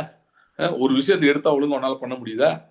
ஒரு கான்சென்ட்ரேஷன் வருதா அவனுக்கு? ஒரு விஷயத்துல போக்கஸ் இருக்கா? ஒண்ணுமே இல்லை. இப்படி பண்ற அப்படி பண்ற, அப்படி டிஸ்ட்ராக்ட் ஆயிடுற அப்படின்னு ஏதோ ஒரு நான் சொன்ன மாதிரி எதனாலும் உன் குடும்பத்தை பாரு, இப்படி இருக்கு உனக்கு வாட்சிருக்கு பாரு, உன்னை முன்னேற்றே விடாம உன்னை ஒண்ணுமே பண்ண விடாம சேர்ந்திருக்கு எல்லாம், இப்படிலாம் பேசுவான். பேசி உங்கள் நம்பிக்கை, விசுவாச வாழ்க்கை குறித்து இருக்க நம்பிக்கை சின்னாவினமாக முயற்சிக்கிற நேரத்துல உங்களோடு நடந்து வருகிற உங்கள் மேய்ப்பர் இதற்கு ஒரு மருந்து வைத்திருக்கிறார். சரியா? இதுக்கு ஒரு மருந்து வைத்திருக்கிறார், இதுக்கு ஒரு சொல்யூஷன் வச்சிருக்காரு. நல்லா கவனிங்க. பிசாசு என்னெல்லாம் வாழ்க்கையில திட்டம் பண்றானோ அதெல்லாம் விட பெரிய ஒரு மருந்து அவர்கிட்ட ஏற்கனவே இருக்கு. அதுக்கான தீர்வு அவர்கிட்ட ஏற்கனவே இருக்கு. அந்த தீர்வோட தான் அவர் நடந்து வருகிறார். சரியா? தீர்வோட தான் அவர் நடந்து வருகிறார் உங்களோட. அந்த தீர்வு தான் என்ன அப்படின்னு சொல்லி பாத்தீங்கன்னா, அவருடைய நன்மையும் கிருபையும். இல்லைன்னா அது இன்னும் ஸ்பெசிபிக்கா நான் கிருபை பத்தி பேசுறேன். அவருடைய கிருபை தான் தீர்வு. அவருடைய கிருபை தான் தீர்வு.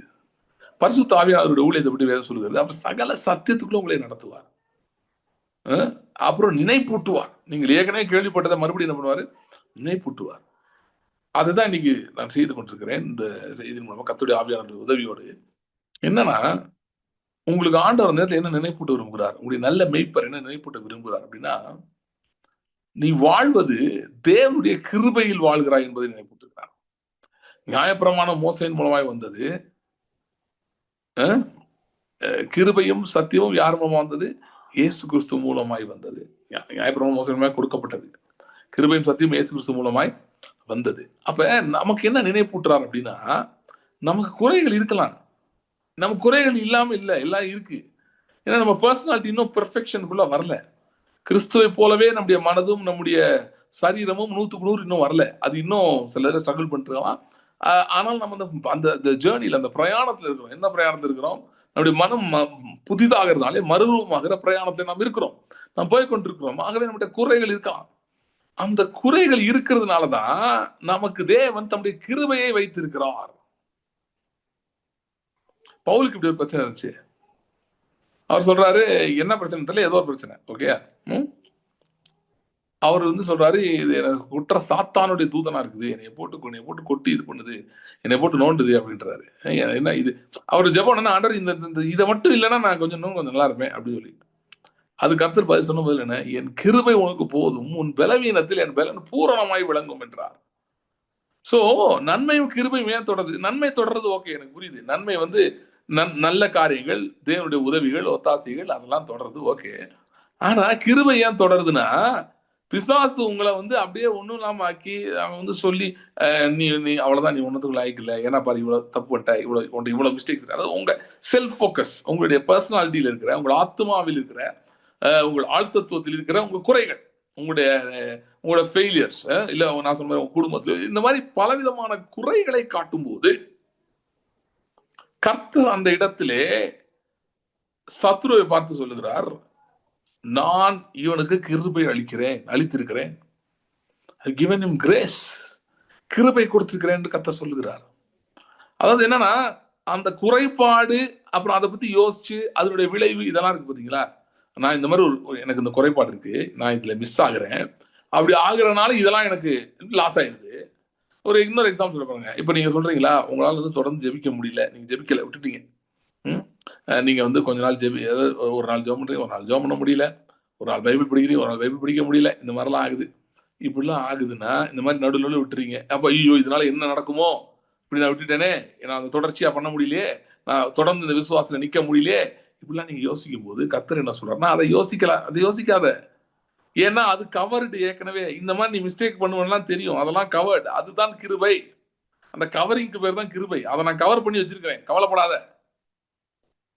ஒன்னே ஒண்ணுதான் கிருபை பத்தி சொல்லும் போது சொல்றாரு, கிருபை வந்து துர்க்குணத்துக்கு மூடலா பயன்படுத்தாதீங்க. இது என்னன்னா, நல்லா கவனிங்க, இது என்னன்னா, சில பேர் என்ன பண்றாங்கன்னா, அவர்களுக்கு ஒரு மனைவி இருக்குது, ஊழியர்கள் சொல்றேன், அதை தவிர வந்து 2-3 எக்ஸ்ட்ரா வச்சுக்கிறாங்க, வச்சுட்டு கிருபை மூடிதுன்றாங்க. இதைத்தான் பவுல் சொல்றாரு, துர்க்குணத்துக்கு என்ன பண்ணாத, மூடலா பயன்படுத்த. அப்படின்னா நீ பிளான் பண்ணிட்டு ஏற்கனவே இப்படிதான் கண்டினியூ பண்ண போறோம்னு, சரி இப்படியே போவோம் அப்படின்னு அப்படி பண்ணிட்டு அதுக்கு மூடல என்ன பண்ணிட்டு இருக்காங்க, கிருபை மூடிதுதான், இப்படி பண்ணாதான்றாரு. ஏன்னா இப்படி பண்றது வந்து என்னன்னா, யோனா சொன்ன மாதிரி ஆயிடும். வீணான மாயை பற்றி கொண்டிருக்கிறவர்கள் தங்களுக்கு வரும் கிருபையை போக்கடிக்கிறார்கள், வீணடிக்கிறார்கள், அந்த மாதிரி ஆயிரும். சோ இப்படி சொல்லல நான், எனக்கு தெரிஞ்சு நீங்க பாத்துட்டு இருக்க யாரும் இந்த மாதிரி எதுவும் திட்டத்திலாம் இல்லையில, நம்ம என்னமா பண்ணுவோம், இல்லைன்னா ஒரு 4 பேங்கை கொள்ளையடிப்போம், ஏன்னா கிருபை மூடிடும்ல, அப்படி கிடையாது. அந்த இடத்துல போகக்கூடாது. அந்த இடத்துல போனீங்கன்னா உங்களுக்கு ஆண்டவரோட உறவு எப்படி இருக்குன்னு நான் ரொம்ப கொஸ்டின் பண்ணுவேன். அதாவது ஒருத்தன் செய்யக்கூடாதுன்னு நினைச்சு விழுகிறது வேற, இன்னொருத்தன் கணக்கு பண்ணி பரவாயில்ல இப்படிதான் உனக்கு கிருபை இருக்குல்ல, இப்படி செய்யலாமே நினைக்கிறது வேற. ஓகேயா? சோ நான் வந்து இந்த மாதிரி ஆட்களை பத்தி சொல்லல, இப்படி ஒரு பிளான் பண்ணி சுத்திட்டு இருக்கவங்களுக்கு சொல்ல, அவங்களை விட்டுருங்க, அவங்க மறந்துருங்க, அவங்களுக்கு நமக்கு சம்மந்தம் இல்ல. கர்த்தருக்கு கணக்கு கொடுத்துட்டோம். அவங்க ஆண்டவர் வந்து கேட்பாரு ஒரு நாள் கண்டிப்பா, ஏன்பா அப்படி பண்ணன்னு கேட்பாரு, அவங்க பேசிப்பாங்க, அது அவங்க பிரச்சனை, விட்டுருவோம். நம்ம பிரச்சனை என்னன்னா, நம்ம இந்த மாதிரிலாம் எதுவும் செய்யறது இல்ல. ஆனா சும்மா ஒரு நாள் ஜெபம் இல்லைனாலே, எனக்கெல்லாம் அந்த மாதிரி பயங்கர பிரச்சனை இருந்துச்சு. ஒரு நாள் ஜெபம்னா பிசாசு தலையில இருந்து உட்காந்துரும், போச்சு ஜெபம் இல்லை, அவ்வளவுதான். இன்னைக்கு நிறைய பிரச்சனை வரும்போது விசுவாசம் ஒர்க் ஆகாது, அவனே சொல்லிடுவான், உனக்கு விசுவாசம் ஒர்க் ஆகாது, இன்னைக்கு கொஞ்சம் கஷ்டம் தான் உனக்கு, என்ன பண்ண போறேன்னு தெரியல, ஏன்னா ஜெபம் பண்ணி இருக்கணும், காலைல எந்திரிச்சிருக்கணும்ல, ஏன் எந்திரிக்கல நீ, விட்டுட்டேல, அவ்வளவுதான். இந்த மாதிரி எல்லாம் வரும். இல்ல இந்த மாதிரி ஒரு எக்ஸாம்பிள் சொல்றேன், இந்த மாதிரி நிறைய காரியங்கள் ஏதோ ஒண்ணு இல்ல, யாரோ அன்னைக்கு வந்து சண்டையை போட்டாங்க, பிரச்சனை உருவாக்கினாங்கன்னா, அவ்வளவுதான், இன்னைக்கு உனக்கு விசுவாசம் போச்சு, அவ்வளவுதான். அந்த நல்லா போயிட்டு இருந்த, இப்ப அவ்வளவுதான், டேமேஜ் ஆயிட்டேன். இப்ப அடுத்து என்ன பண்ண போறேன், இல்லைன்னா வேற ஏதோ உங்களுக்கு ஒரு சேஞ்ச் ஆஃப் ஷெட்யூல் வந்துருச்சு, ஏதோ ஒன்று பண்ணிட்டீங்க, அது விளைவு புது வேலை வந்துருச்சு, ஏதோ வந்துருச்சு, அதனால உங்களால அந்த முன்னாடி மாதிரி பண்ண முடியல, இந்த மாதிரி ஒரு சுச்சுவேஷன் வந்துருது, உடனே வந்துடுறான். பாத்தியா இந்த பிரச்சனைலாம் அப்ப சில பிரச்சனையும் வரலாம் அந்த நேரத்தில், நல்லா கவனிங்க. சில பிரச்சனைகள் வரலாம், சில காரியங்கள் தப்பா போலாம், உடனே வந்து பாத்தியா நீ பண்ணல, அதான் இதெல்லாம் நடக்குது, தெரிஞ்சுக்க. இந்த நேரத்துல பாருங்க, நம்முடைய நல்ல மெய்ப்பர் தம்முடைய கிருபை, இது இப்படி இருக்கிறதுனாலதான் இந்த நல்ல மெய்ப்பர் தம்முடைய கிருபையை நம்மை பின்தொடரும்படி அனுப்புகிறார். ஒருவேளை நம்ம வழி விலகி கூட போயிடலாம் சில நேரங்கள்ல, நம்முடைய பலவீனங்கள், நம்முடைய குறைபாடுகள் நிமித்தமா போக வேண்டிய சரியான விசுவாச பாதையிலிருந்து விலகி அங்கிட்டு போயிடலாம். அந்த நேரத்துல அவர் என்ன சொல்ல விரும்புறாருன்னா, ஒருவேளை அப்படி போயிட்டேன்னா அங்கலாய்ச்சிட்டு உட்காந்துருக்காத. ஐயோ என்னாச்சு, என்னாச்சுன்னு தெரியலையே, நம்ம தப்பா போயிட்டோமா, எங்க போயிட்டு இருக்கோம், என்ன நடக்க போகுது, இப்படிப்பட்ட எண்ணங்கள்லாம் உங்களுக்கு வர்றது வந்து உங்களை ஆவி உங்களை அலர்ட் பண்ணுதுன்னு நினைச்சுக்காதீங்க. சரியா? உங்களை ஆவி எதுக்கு அலர்ட் பண்ணணும் நான் இப்ப ஒரு நிமிஷத்துல சொல்றேன். இது வந்து சத்ருவினுடைய பொய். உங்களை அங்கலாய்ப்புல கொண்டு போக நினைக்கிறான். அது நல்லா கவனிங்க. ஆபிரகாமுக்கு 2 குமாரர் இருந்தார்கள். ஒருவனுக்கு பேர் இஸ்மவேல், ஒருத்தனுக்கு பேரு ஈசாக்கு. ஈசாக்குன்னு என்ன அர்த்தம் தெரியுமா? அவர் என்னை நகைக்க பண்ணினார் என்று அர்த்தம். நகைக்க பண்ணினார்னு என்ன அர்த்தம்? என்னை சிரிக்க வச்சுட்டே இருக்காரு ஆண்டவர்னு அர்த்தம். நான் சிரிச்சுட்டே இருக்கேன்னு அர்த்தம். ஏன்னா அப்படிப்பட்ட இடத்துல உயரத்துல கொண்டு போய் வச்சுட்டாரு. நான் சிரிச்சுட்டே இருக்கேன், நான் வந்து மகிழ்ச்சியில் இருக்கேன். ஏன்னா அவர் எனக்கு வல்லமையானவர், மகிமையானவர் எனக்கு செய்தார். ஏன்னா 100 வயசுல எனக்கு பிள்ளை பிறந்திருக்கு, சாராளுக்கு வந்து 90 வயசுல பிள்ளை பிறந்திருக்கு. இதை நினைச்சு சிரிச்சுட்டே இருக்க வேண்டியதான். ஏன்னா இதை நம்ம யோசிச்சுலாம் புரிஞ்சுக்க முடியாது. எப்படி இது நடக்கும் சொல்லவே முடியாது. நடக்க வாய்ப்பே இல்லாம நடந்துருச்சு, அதனால சிரிச்சிட்டு இருக்கேன்றதா ஈசாக்கு. இஸ்மவேல்லாம் என்ன தெரியுமா? கர்த்தர் என் அங்கலாய்ப்பை கேட்டார் என்று அர்த்தம். God heard my anxiety. Devil wants children of God to be Ishmaels, not Isaacs. Okay, இஸ்மவேலா இருக்கவே விரும்புறான். அப்படின்னா என்னன்னா, கான்ஸ்டன்ட் ஸ்டேட் ஆஃப் அங்கலாய்ப்புல இருப்பாங்க. அங்கலாய்ச்சிட்டே இருப்பாங்க எப்ப பார்த்தாலும். ஏன்னா ஒரு பயத்திலே இருப்பாங்க. ஐயோ நம்ம நம்ம என்ன கரெக்டாக தான் இருக்கோமா? யோபு இருந்தான் பார்த்தீங்களா? என் பிள்ளைகள் ஒருவேளை தூஷணம் பண்ணியிருப்பாங்களோ, ஒருவேளை இப்படி செஞ்சிருப்பாங்களோ, ஒருவேளை இப்படி நடந்திருக்குமோ, ஏதோ ஒன்று. ஆனால் ஒரு அங்கலாய்ப்பு, கான்ஸ்டன்ட் ஸ்டேட் ஆஃப் ஆங்ஸைட்டி. யோபு வந்து பாருங்க, ஆண்டவர் அங்க அது அவன் இருந்தனால தான் பிரச்சனை, அந்த இடத்துல தான் பிரச்சனை. ஏன்னா பிசாசு வஞ்சிச்சிருவான். சரி, நல்லா நீங்க பிசாசு வந்து நீங்க வந்து ஏமாந்தீங்கன்னா நல்லா ஏமாத்திட்டே தான் இருப்பான். இப்ப நான் சொன்ன மாதிரி நீங்க ஒரு நாள் ஜாப் பண்ணல, இல்ல ஒரு சரியா ஜாப் முடியா போயிடுச்சு, ஒரு ஒரு ஃபேஸ்ல போயிட்டீங்க. அந்த நேரத்தில் ஒரு சில காரியங்கள் நெகட்டிவா நடக்குது. நான் வந்து அவன் சொல்லிட்டான், பாத்தியா நீ விட்டுட்ட, நீ இதாயிட்ட, அதுதான் இந்த மாதிரிலாம் உனக்கு நடக்குது அப்படின்னு. இந்த மாதிரி நீங்க இந்த நம்புறீங்கன்னு கண்டுபிடிச்சிட்டா அடிக்கடி இந்த மாதிரி ஏதாவது கொடுத்துட்டே இருப்போம் உங்க லைஃப்ல, அப்படியே கொண்டு வருவான். உடனே நீங்க உடனே இமிடியேட்டா ஏத்துப்பீங்க. ஆமாம், என் தப்பு தான், நான் தான் மிஸ்டேக் பண்ணிட்டேன் அப்படின்னு ஏத்துப்பீங்க. ஓகே, நம்ம பண்ற மிஸ்டேக் என்ன, இங்கதான் எரர் பண்றோம். என்ன எரர் பண்றோம்னா, நாம் நம்மை பின்தொடர்கிற கிருபையை கவனிக்கிறது இல்லை. ஏன்னா அதை அறியவும் இல்லை, அதை எதிர்பார்க்கவும் இல்லை. நாம் கிருபையின் உடன்படிக்கையில் இருக்கிறோம்ன்றது இந்த இடத்துல மறந்து விடுகிறோம். இப்படிப்பட்ட நேரத்துல நம்ம நினைக்கிறோம், ஆமா நான் சரியா ஜெபம் பண்ணல, நான் ஒழுங்கா பண்ணல, அதான் இது நடக்குது போல. சரி, அதை வாயால அறிக்கை வேற செய்யறோம். ஆமா, என்னுடைய இதுதான், அதுதான் அப்படி நடந்துச்சு அப்படின்னு சொல்றோம். ஓகே, சரி, நான் சொல்றது நல்லா புரிஞ்சுக்கோங்க. டெஃபினட்டா நான் ஆண்டவர் மேல குறை இருக்குன்னு சொல்லல, நம்ம சைடு தான் எங்கேயோ மிஸ்டேக் இருக்கு. ஆனா அதை நாம் கவனிக்க வேண்டுமா?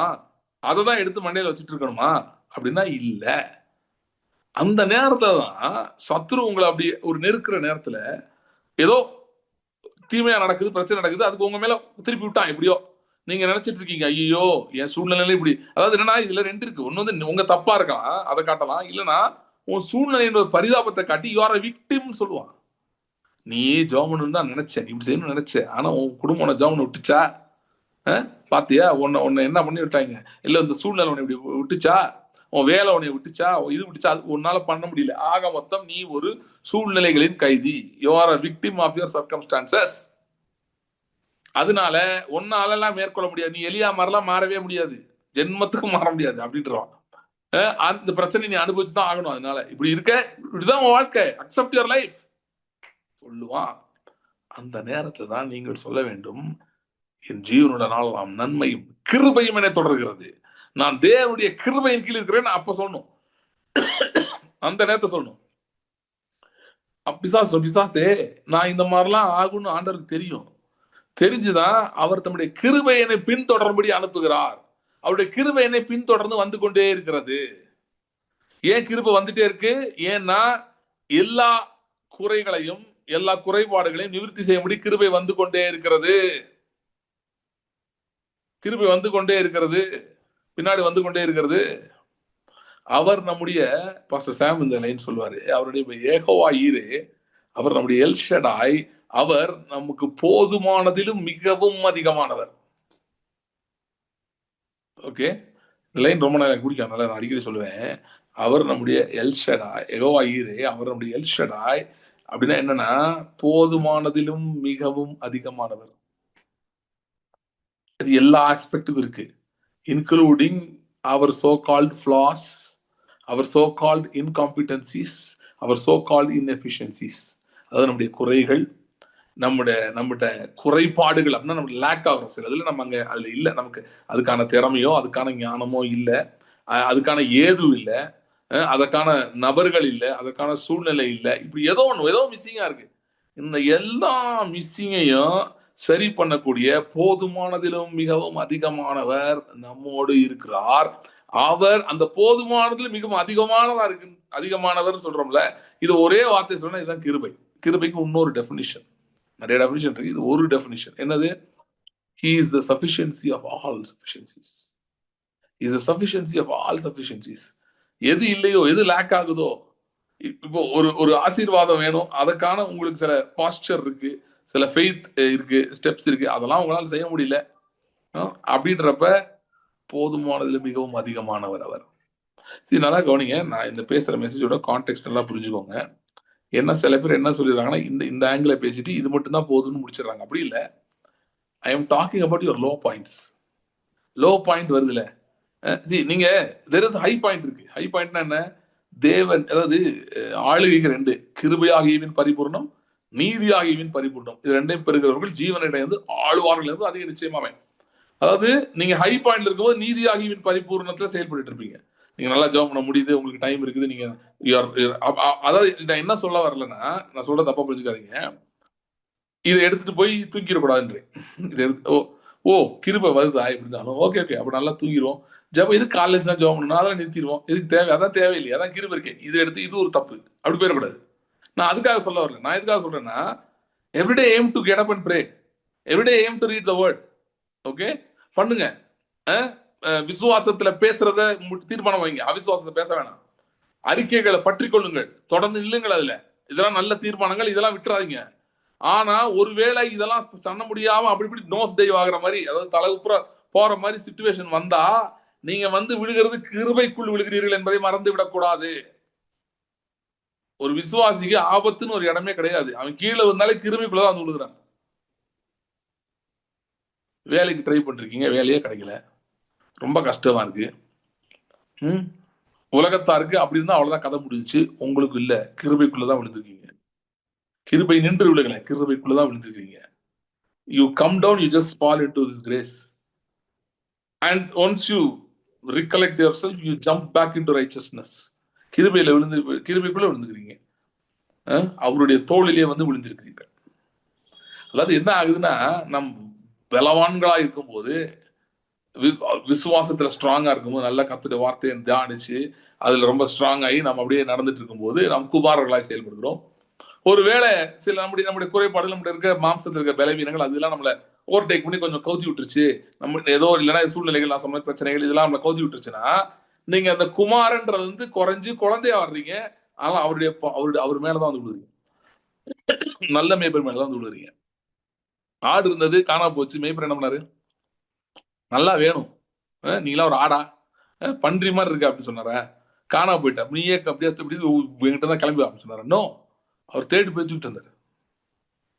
அவர் தான் நம்முடைய மெய்ப்பர், நன்மையும் கிருபையும் பின்தொடர்கிற செய்கிற நம்முடைய மெய்ப்பர், அப்படிப்பட்ட மெய்ப்பர். ஆகவே நான் என்ன சொல்றேன்னா, கொஞ்ச நேரத்துக்கு வந்து உங்களுடைய குறைகளை கொஞ்சம் கண்டுக்காதீங்க, விட்டுருங்க. குறை இருக்கட்டும், இருந்து போகுது, இருக்கட்டும் இருக்குன்னு தெரியுது, சரி பண்ணணும், சரி பண்ணுவோம், அதை நம்ம இல்லைன்னு சொல்லலை. ஆனா அதை யோசிக்காதீங்க உட்காந்து, உங்கள்கிட்ட இருக்க என்னெல்லாம் இருக்குன்னு. அதுக்கு பதில உங்கள் கண்களை உங்கள் குறைவிலிருந்து எடுத்து உங்களுடைய எல்ஷடாய், போதுமானதிலும் மிகவும் அதிகமானவர், யெகோவா ஈரே, கிருபையை அள்ளி வழங்குகிற தேவன், கிருபையும் சத்தியமும் நிறைந்தவராய் நமக்குள்ளே வாசம் பண்ணுகிற தேவன், அவர் மேல் உங்களுடைய கவனத்தை வைங்கள். சத்ருவானவன் வரும்போது உங்கள் கவனம் சத்ருவின் மேல் இருக்க வேண்டாம். உங்கள் காது அவன் பேசுகிற வார்த்தைகள் மேல் இருக்க வேண்டாம். உங்கள் மனதில் தோன்றுகிற குழப்பமான எண்ணங்கள் மேல் இருக்க வேண்டாம். எப்படிப்பட்ட எண்ணம், அந்த எண்ணத்தை கொஞ்சம் அப்படியே cast down that imagination. அந்த எண்ணங்கள், அந்த சிந்தனைகளை கீழே தள்ளுங்க. தள்ளிட்டு அவர் மேல் உங்கள் கண்களை ஏறெடுத்து வையுங்கள். ஏனென்றால் அவர் கிருபை அளிக்கிறாரே என்று வேதம் சொல்லுகிறது. அதுதான் வந்து எபிரேயர் 12 கடைசியில பேசும்போது அவர் சொல்லுகிறாரு, நம்முடைய தேவன் பட்சிக்கிற இருக்கிறாரே. ஆகவே நாம் பயபக்தியாய் வந்து இருக்கும்படிக்கு கடைசியில முடியுது, கிருபையை பற்றி கொள்ள கடவோம். நாம் புரிந்து கொள்ள வேண்டும், நம்முடைய தேவன் நம்மோடு உடன்படிக்கை ஏற்படுத்தினதே கிருபையின் உடன்படிக்கை ஏற்படுத்திருக்கார், வேற உடன்படிக்கையை ஏற்படுத்தல. கிருபையின் உடன்படிக்கை என்ன சொல்றாரு? புதிய உடன்படிக்கையில, நான் அக்கிரமங்களையும் பாவங்களையும் இனி நினையாமல் இருப்பேன். I shall not remember your sins anymore. அப்படிப்பட்ட உடன்படிக்கையில நாம் வந்து சேர்ந்திருக்கிறோம். அப்படிப்பட்ட உடன்படிக்கையில இருக்கிறோம். ஆகவே உங்க inefficiencies, உங்க inadequacies, insufficiencies are not at all a factor. உங்கள்ட்ட இருக்க குறைபாடுகள், உங்கள்ட்ட இருக்கிற மிஸ்டேக்ஸ், உங்கள்ட்ட இருக்க தவறுகள், இவைகள் ஒரு பிரச்சனையே அல்ல, ஒரு பொருட்டே அல்ல. விசுவாசத்தை துவக்கிறவரும் விசுவாசத்தை முடிக்கிறவருமா இருக்கிற இயேசுவை நோக்கி நமக்கு நியமித்து இருக்கிற ஓட்டத்திலே பொறுமையோடு ஓடக்கணும் சொல்லியிருக்கேன். இயேசுவை நோக்குங்கள். உங்கள் நல்மைப்பர், உங்கள் கிருபையை அளிக்கிற நல்மைப்பரை நோக்கி பாருங்கள். உங்கள் போதுமானதிலும் அதிகமானதா இருக்கிற யெகோவா ஈரே எல் ஷடாயை நோக்கி பாருங்கள். அவர் மேல் உங்கள் கண்களை பதிய வையுங்கள். இப்படிப்பட்ட நேரத்தில் ஜெபம் பண்ணுங்க. உட்காந்து பேசுங்க. ஆண்டவர்ட்ட சொல்லுங்க, ஆண்டவருடைய கிருபை எனக்கு இன்னும் போதுங்க, உங்களுடைய கிருபை நான் இன்னும் அறிந்து கொள்ள வேண்டும். பார்த்தீங்கன்னா நமக்கு கிருபை தெரியல, இன்னும் தெரிய வேண்டிய இடத்துல தெரியல. அதனாலதான் நம்ம வந்து ஐயோ என் இந்த தப்பு இருக்கு, அந்த தப்பு இருக்கு, என் விசுவாச வாழ்க்கை ஒன்னத்துக்கு ஆகாது அப்படின்னு நினைச்சிட்டு இருக்கோம். நிறைய பேர் நம்பிட்டு இருக்கீங்க. என்னத்தை நம்புறீங்க? நீங்க நிறைய காரியம் ஒரு காலத்தை விசுவாசிங்க நிறுத்திட்டீங்கன்னு. இப்போ இன்னும் ஒண்ணுமே பண்ண முடியாது. சுத்த பொய். விசுவாசத்தை துவக்கிறவரும் விசுவாசம் முடிக்கிறவரும் அவரே. நான் சொல்றேன், ஒரு காரியத்தை பத்தி ஒரு நாள் 2 நாள் தாங்க நாங்க விசுவாசத்துல பேசுனேன்னாலுமே அது இன்னும் ஜீவனோடு இருக்கிறது. தொடர்ந்து போய் பேச ஆரம்பிங்க. அந்த விதை வளர ஆரம்பிச்சிருச்சு, பூமிக்குள்ள இருக்கு, ஆனா வளர்ந்துட்டு இருக்கு. சீக்கிரம் அது வெளியே வரும். அறுவடை நீங்கள் அனுபவிக்க போகிறீர்கள். ஆகவே எந்த காரியத்தையும் நீங்க விசுவாச துவக்கினது முடிஞ்சு போச்சு, இனிமேல் நடக்கவே நடக்காதுன்ற இடத்துக்கு வர வேணாம். சத்ரு அந்த இடத்துக்கு நீங்க வரணும்னு நினைக்கிறான். அவன் உங்களுக்கு சூழ்நிலையை காட்டுகிறான், சுத்தி இருக்கிறதெல்லாம் காட்டுறான். காட்டிட்டு நீ விசுவாசத்தெல்லாம் ஒண்ணும் நடக்கல, அதுக்கும் இன்னைக்கும் உனக்கு சம்பந்தமே இல்லை, நீ எங்கேயோ இருக்கிற அப்படின்லாம் சொல்ல விரும்புறான். Don't listen. Turn your eyes upon Jesus. உங்கள் கண்களை இயேசுவின் மேல் திருப்புங்கள். உங்கள் கண்களை கிருபையும் சத்தியமும் நிறைந்த அவர் மேல் திருப்புங்கள். ஏனென்றால் அவர் சொல்லுகிறார், எப்பா இது கிருபையின் உடன்படிக்கை, இல்ல இது கணக்கே கிடையாதுன்றாரு. இது கிருபையின் உடன்படிக்கை, இல்ல இது கணக்கே கிடையாது, இது கணக்கே கிடையாது. இது கணக்கிலே வர. அதாவது உங்களுக்கு ஒரு நல்ல எக்ஸாம்பிள் சொல்லணும் அப்படின்னா என்ன எக்ஸாம்பிள் கொடுக்கலாம் அப்படின்னா, வந்து ஒரு ஒரு ஒரு ஒரு ஒரு போட் வச்சுக்கோங்க. ஒரு போட் வந்து தண்ணியில போயிட்டு இருக்கு, சரியா? போட் வந்து ரோப் பண்ணிட்டு போயிட்டு இருக்கீங்க. அப்ப போட் வந்து ரோப் பண்ணிட்டு போயிட்டு இருக்கும்போது போட்டு ஆடுறதே தப்பு இல்லை. அலை அடிக்கி தண்ணி அடிக்குது, ரோப் பண்ணிட்டு போயிட்டு இருக்கீங்க. ஆடி ஆடிதான் அது என்ன பண்ணும், போகும். அது இருக்கிற ஆட்டத்தை வச்சு ஆடுது போட்டு சரியில்லை அப்படின்னு யாராவது சொல்லுவாங்களா? சொல்ல மாட்டாங்க. ஏன்னா தண்ணியில போட்டுதான் ஆடதாங்க செய்யும். அது அப்படிதான். ஆனா போயிட்டே தான் இருக்குது. அந்த மாதிரிதான் இருக்கு நமக்கு வருகிற நம்முடைய குறைபாடுகள்லாம். That's not a factor.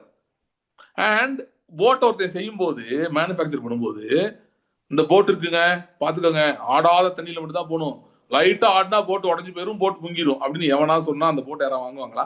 அப்படி ஒரு போட்டை எவனா செய்வானா? இல்ல ஒரு பிளேன் பண்ணும்போது தான் ஒருத்தன் வந்து இதை பாருங்க, கிராவிட்டியே இருக்கக்கூடாது, இல்லாத இடம் தான் இது நல்லா ஓடும், கிராவிட்டி இருந்தா அது ஓடாது அப்படின்னு எவனா சொல்லுவானா? அந்த அப்படி ஒரு பிளேனை யாரா வாங்குவாங்களா? பிளேன்னாலே கிராவிட்டி இருக்குங்க, அந்த போர்ஸை தாண்டி தான் அது போகும், அதுதான் பிளேன்.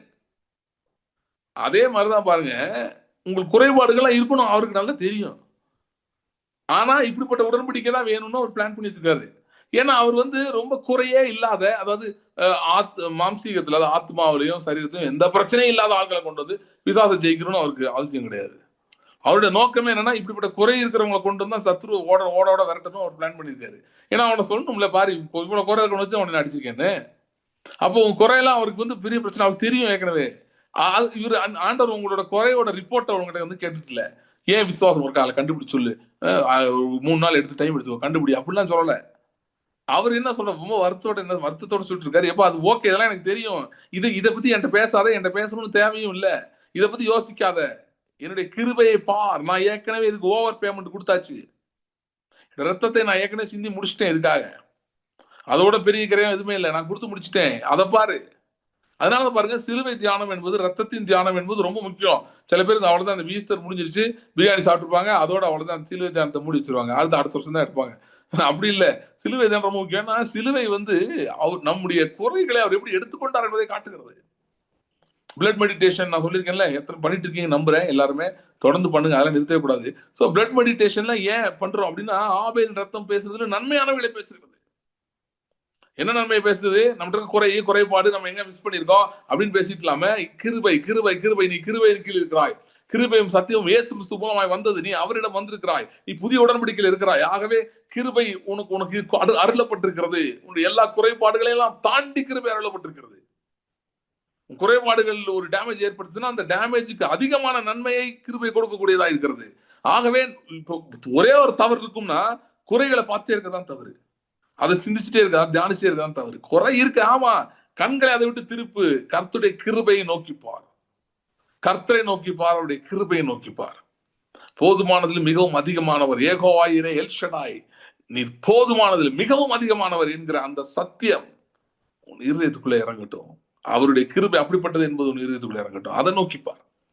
அவரை நோக்கி பார்த்து பிரகாசம் அடைந்தார்கள், அவர்கள் முகங்கள் வெட்கப்பட்டு போகவில்லை. ஸோ இந்த நாளில் நீங்க எந்த இடத்துல இருக்கிறீங்க? முதல் காரியம், விசுவாச சோதனைகள் சந்திக்கிறீங்கன்னா சரியான திசையில தான் போயிட்டு இருக்கீங்க. இது நடக்கவே நடக்காது, இது செய்யவே முடியாதுன்னு பிசாசு சொல்றானா, சரியான திசையில தான் இருக்கீங்க. உன்கிட்ட இவ்வளவு குறை இருக்குப்பா, நீங்களாம் அதுக்கு சரியில்லைப்பான்னு சொல்றானா, சொல்லுங்க, என்ன வச்சு தாண்டா முடிப்பாரு, இருக்க பெர்ஃபெக்டா இருக்கணும் வச்சு எப்படி முடிப்பாரு? நான் முன்னாடியே சொல்லியிருக்கேன், இந்த race of horses God chooses a donkey. அந்த வசனம் நான் யோசிப்பேன் எப்பவுமே. சில ரதங்களை குறித்தும் சில குதிரைகளை குறித்தும் மேன்மை பாராட்டுகிறார்கள் அப்படின்னு சொல்லிட்டு அடுத்துல வரும், நாங்களும் எங்கள் தேவனாய் கர்த்தரின் நாமத்தை குறித்து மேன்மை பாராட்டுவோம். ஏன்? எங்கிட்ட குதிரையே இல்லை, எங்கிட்ட கழுதை தான் இருக்கு, நாங்கள் கழுதை வச்சு எப்படி மேன்மை பாராட்ட முடியும்? முடியாது. அதனால நாங்க என்ன பண்ணிடுறோம், கழுதையை மறந்துட்டு எங்கள் தேவனாய் கர்த்தரின் நாமத்தை குறித்து மேன்மை பாராட்டுவோம். அவர்கள் முறிந்து விழுந்தார்கள், நாங்களோ எழுந்து நிமிர்ந்து நிற்கிறோம்.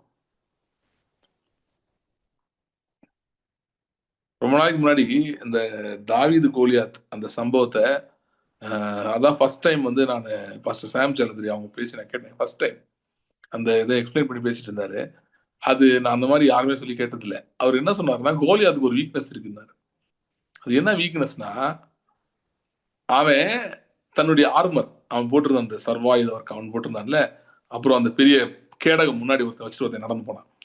அவன் நினைச்சிட்டானா, இது வந்து இதை வந்து யாருமே உடைக்க முடியாது, பிரேக்கே பண்ண முடியாது, இதை தாண்டி ஒரு அவனை யாரும் ஒண்ணும் பண்ண முடியாதுன்னு சொல்லி தன் முழு நம்பிக்கை அதுல போய் போட்டான். அதுதான் வீக்னஸ் அப்படின்னு. அவன் முழு நம்பிக்கை அதுல போய் போட்டான். ஓகே, இதுதான் எல்லாமே அப்படின்னு போட்டான். அதுதான் அவனுடைய வீக்னஸ். ஏன்னா தாவீது அதை தாண்டி அடிக்கக்கூடிய இடத்துல தாவீது இருந்தான். ஏன்னா கர்த்தர் தாவீதோட இருந்தார். ஓகே, சோ நான் என்ன சொல்றேன்னா, சத்ரு உங்களுக்கு எதிராக ஒரு ஒரு அரண் போல ஒண்ணு கொண்டு வந்து வச்சிருக்கான், எரியோ கோட்டை மாதிரி எதுவும் ஒண்ணு கொண்டு வந்து, அதை வந்து எவனும் அடிக்க முடியாது. ஆண்டவர் சொல்றாரு இஸ்ரேல் ஜனங்கள்ட்ட கூட அதை பத்தி 9ஆம் அதிகாரத்துல, இஸ்ரவேலை கேள், இப்பொழுது நீ வந்து யோர்தானை கடந்து ஒன்னிலும் பெரிய ஜனம் பெருத்தது ஜாதி பெருத்ததுமான ஜனங்கள், வானத்தேளாவிய பட்டணங்கள், அப்புறம் ஏனாக்கியர், இவங்கள நீ சந்திக்க போற. இவங்களை சந்திக்கும் போது இவங்களை பத்தி சொல்லப்பட்டது நீ கேள்விப்பட்டிருக்க. என்னன்னா, இவங்களை யார் அடிக்க முடியும், இவங்களை யாரும் அடிக்க முடியாது, இவங்களை எவனா ஜெயிக்க முடியுமா, இதெல்லாம் நீ கேள்விப்பட்டிருக்க. ஆனா பயப்படாத, உன்னோட வருகிறவர், உன் யுத்தத்தை பண்ணுகிறவர் உன் தேவனாய கர்த்தர், அவர் அக்கினியை போல் அவர்களை அழிப்பார், நீ அவர்களை துரத்துவாய் என்று கர்த்தர் சொன்னார். அதே வார்த்தை உங்களுக்கு சொல்றாரு. உங்களுக்கு இருக்கிற தடை வந்து கோலியாத் மாதிரி அது நிக்குது, அதை வந்து நீங்க பிரேக்கே பண்ண முடியாது. சின்ன பிள்ளைல இருந்து நான் தோத்துட்டேன் பிரதர், சின்ன வயசுல இருந்து எங்க அப்பா காலத்துல நாங்க எல்லாம் தோக்குறோம், இதை தாண்டி எங்க குடும்பம் போனதே இல்லை, இதுதான் எங்க மேக்சிமம் லிமிட், இதை தாண்டதே இல்லை அப்படின்னா நீங்க சொல்லலாம். ஓகே, ஆனா கர்த்தர் உங்க வாழ்க்கையிலே அந்த கோலியாத்தை வீழ்த்த போகிறார். யாரை கொண்டு? உங்களை கொண்டு தான் வீழ்த்த போகிறார்.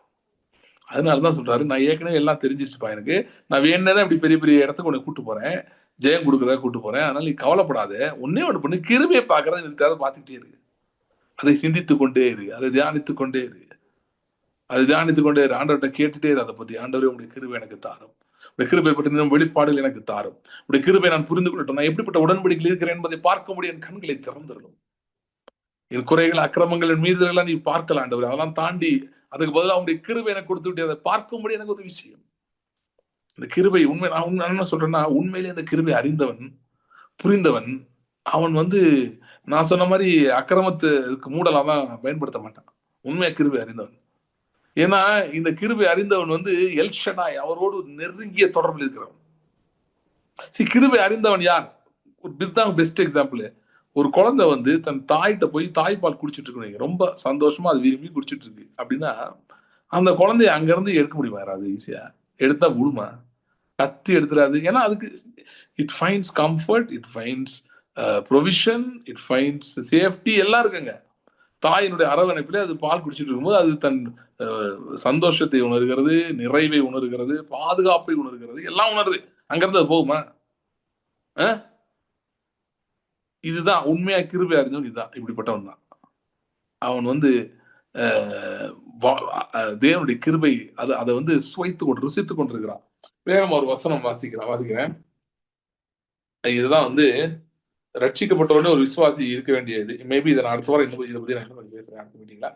இது 2 வார்த்தை முடிக்கிறேன். மேபி இந்த அடுத்த மீட்டிங்ல if God willing I will speak. 66:11 கிருபை எப்படி எடுத்துக்கொள்வது, இந்த மாதிரி வார்த்தைகளை தியானிக்கும் போது தான் அது குறிப்பா ஒரு ஆஸ்பெக்ட் இதுல வருது பாருங்க. ஒரு குழந்தை தாயிடம் எப்படி முளைப்பால் எப்படி குடிக்குதோ அப்படிப்பட்ட ஒரு வசனம். 11 வசனம், நீங்கள் அவளுடைய எருசலேமை விட்டு வருகிறது, அவளுடைய ஆறுதல்களின் முளைப்பாலை உண்டு திருப்தியாகி நீங்கள் சூப்பி குடித்து அவருடைய மகிமையின் பிரகாசத்தினால் மனமகிழ்ச்சியாகுங்கள். கர்த்தர் சொல்லுகிறது என்னவென்றால், இதோ நான் சமாதானத்தை ஒரு நதியை போலவும் ஜாதிகளின் மகிமையை புரண்டு ஓடுகிற ஆற்றை போலவும் அவளிடமாய் பாயும்படி செய்கிறேன். அப்பொழுது நீங்கள் முளைப்பால் குடிப்பீர்கள், இடுப்பில் வைத்து சுமக்கப்படுவீர்கள், முழங்காலில் வைத்து தாளாட்டப்படுவீர்கள். ஒருவனை அவன் தாய் தேற்றுவது போல நான் உங்களை தேற்றுவேன். நீங்கள் எருசலேமிலே தேற்றப்படுவீர்கள். நீங்கள் அதை காணும் போது உங்கள் இருதயம் மகிழ்ந்து உங்கள் எலும்புகள் பசும்பிள்ளை போல செழிக்கும். அப்பொழுது கர்த்தருடைய ஊழியக்காரரிடத்தில் அவருடைய கரமும் அவருடைய சத்துருக்கள் இடத்தில் அவருடைய சினமும் அறியப்படும். எவ்வளவு அற்புதமா இருக்கு பாருங்க. நீங்க கர்த்தருடைய கிருபையை ருசித்து நீங்க அனுபவிச்சுட்டு இருக்கும்போது இந்த மாதிரி வார்த்தைகள்லாம் படிக்கும் போது தான் கிருபையை அனுபவிக்க ஆரம்பிக்கிறீங்க. ஓகே, அப்படி நீங்க பண்ணும்போது உங்களிடத்தில் மகிமை வெளிப்பட போகிறது, உங்களிடத்தில் கர்த்தருடைய கிருபை வெளிப்பட போகிறது, கர்த்தருடைய நன்மைகள் வெளிப்பட போகுது. ஆனா உங்களுடைய சத்துருக்கள் இடத்தில் கர்த்தருடைய சினம் வெளிப்பட போகுது. உங்களுக்கு எதிராக இருக்கிறவர்கள் இடத்தில் கர்த்தருடைய சினம் வெளிப்பட போகுது. நீங்க ஒண்ணும் பண்ணல, நீங்க பேசாம அவருடைய ஆறுதல் முளைப்பாலை எங்களுக்கு குடித்துக் கொண்டிருங்கள். அவருடைய பிரசனத்திலே இப்படி ஒரு குழந்தை தாயிட்ட இருக்கும், அந்த மாதிரி நீங்க இருங்க, அங்கே இருங்க. வெளியே கர்த்தர் அற்புதங்களை செய்கிறார், அதிசயங்களை செய்கிறார், இடி முழக்கங்களை சத்துருவின் பாளையத்திலே கேட்கும்படி செய்கிறார். ஜெபிக்கலாம். ஸ்தோத்திரங்க தாவே. ஹல்லேலூயா, ஹல்லேலூயா. ஸ்தோத்திரம், ஸ்தோத்திரம், ஸ்தோத்திரம், ஸ்தோத்திரம், ஸ்தோத்திரம், ஸ்தோத்திரம், ஸ்தோத்திரம். ஹல்லேலூயா, ஹல்லேலூயா, ஹல்லேலூயா, ஹல்லேலூயா, ஹல்லேலூயா, ஹல்லேலூயா, ஹல்லேலூயா. Thank you Lord, thank you Lord. Hallelujah, hallelujah, hallelujah. Thank you Lord, thank you Lord. Hallelujah, hallelujah. Thank you Father. Ho rabanta ribra cantoro ரூபரம் கொண்டு ரிபடார பிராண்ட ரெங்கடேரோ. சத்துருக்களுக்கு முன்பாக ஹல்லேலூயா ஒரு கிருபையின் பந்தி ஆயத்தப்படுத்துகிறார். உங்களை குற்றப்படுத்தும் சத்துரு, அப்படிப்பட்ட எண்ணங்கள், அப்படிப்பட்ட வார்த்தைகள், குற்றப்படுத்துகிற வார்த்தைகள், குற்றப்படுத்துகிற எண்ணங்கள் உங்களை சூழ்ந்து இருக்கையில் ஒரு பந்தி ஆயத்தப்படுத்தி உங்கள் தலை எண்ணெயால் அபிஷேகம் பண்ணி கிருபையினால் அலங்கரிக்கிறார். ஹல்லேலூயா, ஹல்லேலூயா, ஹல்லேலூயா. கர்த்தாவே, இந்த நாளிலும் ஒவ்வொருக்காக நான் ஜெபிக்கிறேன். ஒரு பனாரே ஹண்டரிங்கிறோ அவருடைய கிருபையை பற்றி கொள்ளட்டும், கிருபையை பற்றி கொள்ளட்டும். Thank you Lord. குறைபாடுகளை பார்க்க வேணாம். எங்கிட்ட இருக்கிற எங்களிடத்தில் எங்களுடைய பொருட்கள் இல்லை, எங்களுடைய வேலை, எங்களுடைய நாங்கள் சார்ந்தவைகள், இவைகள்கிட்ட இருக்க குறைபாடுகள், எங்கள் குடும்பம், இவனுடைய குறைபாடுகளை நாங்கள் பார்க்க வேண்டாம். ஆனால் உங்களுடைய கிருபையை பார்க்கும்படி எங்கள் கண்கள் உங்களுடைய கிருபையை உற்று நோக்குவதாக. Thank you Lord. அன்று ஒவ்வொருவருக்கும் உதவி செய்யும். இந்த நாளில் போராடி கொண்டிருக்கிறதுக்காக ஜெபிக்கிறேன். ஏன் எனக்கு இன்னும் ஒன்றும் நடக்கல, ஏன் எனக்கு இன்னும் இல்லை அப்படின்னு நினைச்சிட்டு இருக்கவங்களுக்காக ஜெபிக்கிறேன். கர்த்தாவுடைய கிருபையை பற்றி கொள்ளட்டும், கிருபையை பற்றிக்கொள்ள உதவி செய்யும். ஆண்டவரே, அவர்களுடைய இருதயம், அவருடைய வாஞ்சை உங்களுடைய கிருபையை பற்றி கொள்வதாக அமைவதாக. Thank you lord, thank you lord. எல்லாரும் ஆண்டவரோட வாயை திறந்து கேளுங்க. ஆண்டவரே, உங்களுடைய கிருபையை நான் பற்றிக்கொள்ள எனக்கு உதவி செய்யும். நான் எதெல்லாமோ பற்றிக்கிட்டு இருக்கேன். என்னுடைய கவலை, எனக்கு இருக்கிற பிரச்சனை, எனக்கு இருக்கிற அந்த இயலாமைகள், என் சூழ்நிலைகள், எப்படி சூழ்நிலை என்னை ஒரு கைதி ஆக்கிடுச்சு, நான் அதெல்லாம் பார்த்துட்டு இருக்கேன். ஆண்டவர், ஆனால் உங்களுடைய கிருபையை பற்றிக்கொள்ள எனக்கு உதவி செய்யும். Let me latch on to your grace. ஏதாவது கேட்கலாம், எப்படிங்க லேட்ச் ஆன் பண்றது? இப்படிதான் வாயை திறந்து கேட்டுதான், ஆண்டவரே, உங்களுடைய கிருபையை பற்றிக்கொள்ளணும், எனக்கு உதவி செய்யுங்க. எனக்கு உடைய கிருபை மிகவும் தேவைப்படுகிறது. உடைய கிருபையை நான் அனுபவிப்பது மிகவும் அவசியமா இருக்கிறது. எனக்கு உதவி செய்வோன்னு கேளுங்க. நிச்சயமாய் கர்த்தர் உடைய கிருபை அனுபவிக்கும்படி உதவி செய்வார். Thank you Lord. அன்று ஒரு சிறுவர்களுக்காக நான் ஜெபிக்கிறேன். அன்று இந்த நாளில் நீ பேசின இந்த வார்த்தையின்படி உடைய கிருபை இன்னும் பற்றிக்கொள்ள எங்களை ஒவ்வொருக்கும் உதவி செய்யும். நாங்கள் கிருபை பற்றி கொள்ளும் போது ஆண்டவரே, நாங்கள் பலப்படுத்தப்படுகிறோம், நாங்கள் உயர்த்தப்படுகிறோம், நாங்கள் ஆசீர்வதிக்கப்படுகிறோம். இந்த கருத்தை எங்களை ஒப்படுக்கிறோம். ஆசீர்வதியும் வழி நடத்தும். தொடர்ந்து பெரிய காரியங்கள் செய்யும். இயேசு கிறிஸ்துவின் நாமத்தில் ஜெபிக்கிறோம் பிதாவே. ஆமென்.